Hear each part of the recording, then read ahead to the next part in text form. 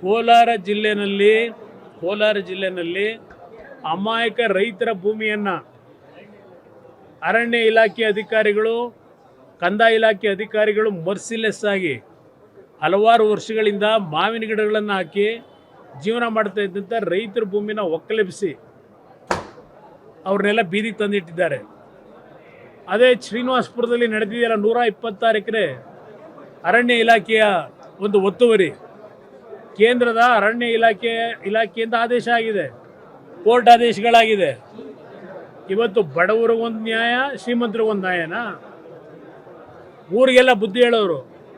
ಹಿಂದೆ ಒಂದು ಸಲ 2800 ಎಕರೆ ಭೂಮಿ ರೈತರಿಂದ ಕಿತ್ಕೊಂಡ್ರು. ಈಗಲೂ ಇದೇ ಕಥೆ ನಡೀತಿದೆ.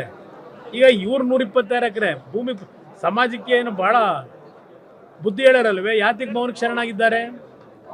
ಆದೇಶಗಳು ಬೇಕಾ ಇವತ್ತು ಕೇಂದ್ರ ಸರ್ಕಾರದಿಂದ?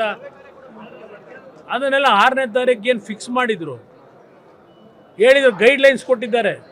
ಇಷ್ಟು ದಿವಸದಲ್ಲಿ ತನಿಖೆ ಮಾಡಿ, ಸರ್ವೆ ಮಾಡಿ ಭೂಮಿಯನ್ನು ಅರಣ್ಯ ಇಲಾಖೆಯವರು ವಶಪಡಿಸ್ಕೋಬೇಕು ಅಂತೇಳಿ. ಏನು ನಿಮ್ಮ ಅರಣ್ಯ ಇಲಾಖೆ ಮಂತ್ರಿ ಎಲ್ಲಿದ್ದಾರೆ? ಅಲ್ಲೆಲ್ಲ HMT ಅಂತೆ ಇದ್ಯಾವುದು ಹಿಡ್ಕೊಂಡು ನೀನು ಭಜನೆ ಮಾಡ್ಕೊಂಡು ಕೂತವ್ರಲ್ವೇ? ಇಲ್ಲೇನು ಮಾಡಿದ್ದಾರೆ? ಯಾತಿಗೆ 6ನೇ ತಾರೀಕು ಫಿಕ್ಸ್ ಆಗಿದ್ದ ಟೈಮನ್ನು ಮುಂದಕ್ಕೆ ಯಾರು ಹಾಕಿದ್ದು? ಯಾತಿಗೆ ತಾಂತ್ರಿಕ ದೋಷ? ಇದನ್ನೇ ಮೌಖಿಕವಾಗಿ ನಿಮ್ಮ ಕಂದಾಯ ಮಂತ್ರಿಗಳು ಏನು ಹೇಳಿದ್ದಾರೆ? ಏನು ದೇಶಕ್ಕೆ ಬುದ್ಧಿ ಹೇಳೋರು ಇವರೊಬ್ಬರೇ ಬುದ್ಧಿವಂತರಲ್ವೇ? ಸರ್ಕಾರದ ಆದೇಶಗಳಿದೆ, ಅದೆಲ್ಲವನ್ನು ಇವತ್ತು ಬದಿಗಿಟ್ಟು ಇವತ್ತು ಯಾವ ರೀತಿ ರಕ್ಷಣೆ ಕೊಟ್ಕೊಂಡು ಹೊರಟಿದ್ದೀರಿ?